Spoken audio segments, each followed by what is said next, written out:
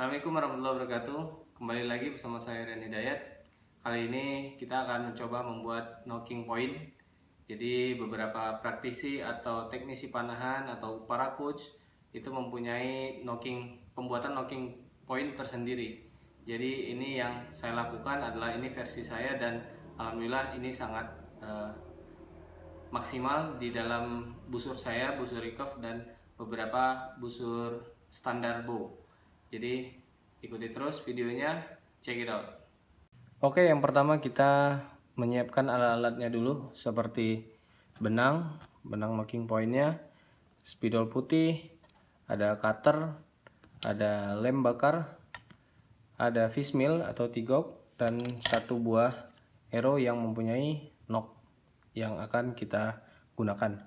Oke, yang pertama itu adalah kita mempersiapkan benangnya dulu. Ini saya udah potong sepanjang 40 cm lebih kurang, nanti akan kita bagi dua. Tapi sebelum kita potong, kita coba untuk melilitkan dulu ke lem bakar ini ya. Kita seperti ini ya contohnya. Nah, ini fungsinya supaya tidak slip, dan pada saat finishing di lilitannya akan lebih mudah rapat ya. Oke, kalau sudah kita potong dulu. Oke, baik, kita sudah menandai dengan menggunakan spidol, dan benang knocking point juga sudah kita potong sepanjang 20 cm dan 20 cm cukup. Baik, langkah pertama kita coba untuk melilit di bagian atas dulu. Oke.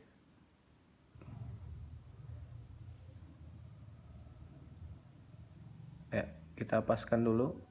Kita lebihkan sekitar 1 cm dan kita tekan dengan jempol. Lalu kita putar saja. Kita putar. Lilitan yang di awal tadi kita tutup dengan lilitan yang kedua, jadi dia terkunci ya. 2, 3. Oke, 3 cukup, 4 juga boleh, 5 juga boleh, tergantung selera. Lalu di posisi yang ini yang tadi kita tekan jempolnya juga otomatis sudah terkunci dengan lilitan yang kedua dan ketiga. Lalu kita tahan dengan jempol ya, jempol. Lalu kita buat lingkar seperti ini, tahan dengan telunjuk. Oke, masukin, kita lilitin sekitar 4 ya, 1, 2, 3, 4. Lalu kita masukin lagi ke loopnya dan kita buang ke kanan ya, ini ya. Oke, jadi si jempol ini tetap posisinya ketat ya. Jadi kita mainkan langsung saja, kita putar 1, tetap posisinya semuanya kita tekan supaya tidak lepas. 2, 3, 4. Oke, sekali lagi ya. Oke, baru kita tarik. Nah, di sini tarik juga bisa menggunakan tang, penjepit, atau ya seperti saya gini. Oke, jadi ya. Oke, kita lihat di sini. Ntar di zoom dulu coba. Oke. Nah, di sini kelihatan sudah rapi. Jadi untuk gimana caranya dia bisa lebih rapat dan rapi lagi, kita coba menggunakan fishmill tadi. Kita dorong bagian ujung-ujungnya ini ya. Oke, sama yang belakang juga.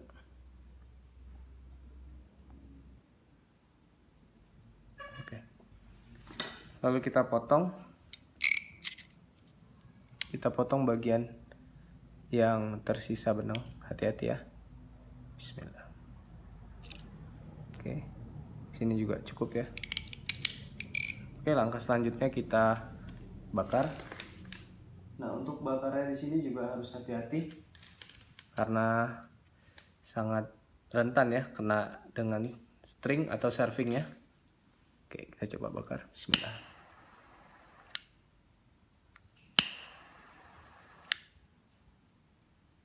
Oke, cukup. Oke, lanjut kita akan finishing di lilitan yang satunya lagi. Oke, untuk sebelum kita lilit, kita coba untuk menggunakan anak panah. Apakah sudah pas dengan tanda spidolnya? Kita coba dulu. Oke, ya, kelihatan nggak? Saya zoom dulu. Oke, di situ. Oke.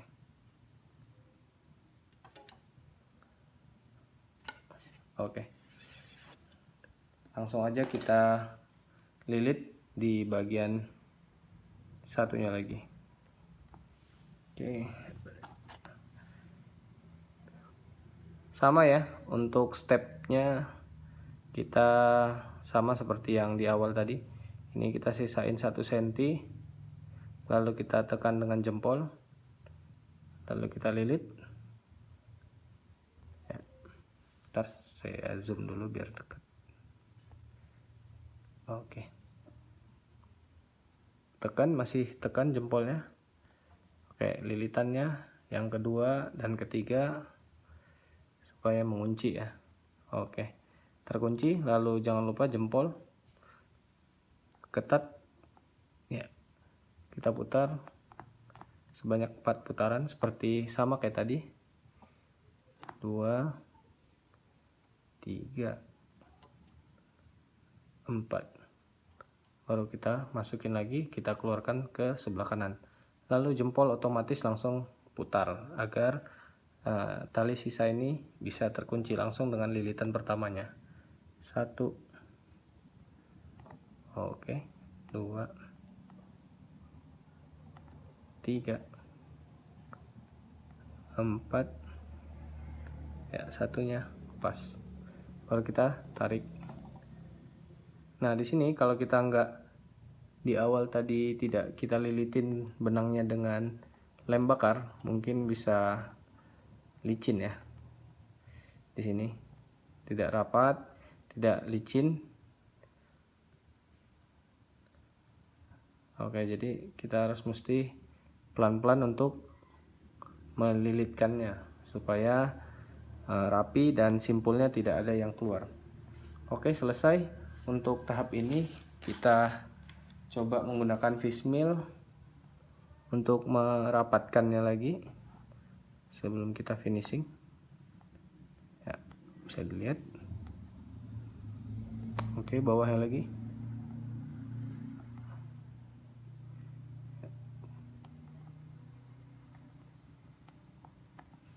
Oke, baru yang terakhir sebelum kita potong, kita cobain dengan anak panah. Oke, sip. Kalau dia sudah bunyi, oke, berarti udah pas ya. Jadi kalau misalnya dia bunyinya nggak ada bunyi ya, biasanya itu terlalu rapat ya, sehingga si nok terpaksa harus melewati lilitan knocking untuk menjepit, bukan langsung di servingnya. Jadi kalau udah bunyi di bagian serving berarti tandanya si nok sudah pas. Oke, berarti kalau misalnya nggak ada bunyi berarti dia si nok ini harus terpaksa masuk ke dalam lilitan atas maupun lilitan bagian bawah si knocking point. Jadi kita mesti harus mendorong keluar, sedikit keluar ya. Oke, kita finishing langsung. Oke, kita bakar.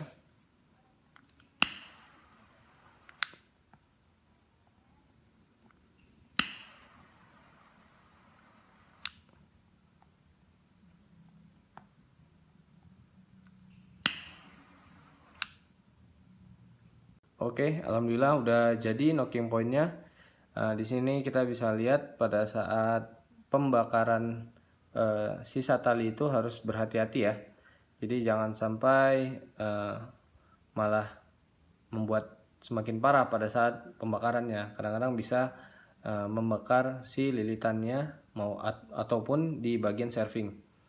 Oke, jadi kita mesti rapi ya untuk dalam membuat knocking point. Kalau misalnya di peraturan nasional biasanya terdapat inspeksi alat yang begitu ketat ya, apalagi khususnya seperti di Berbo.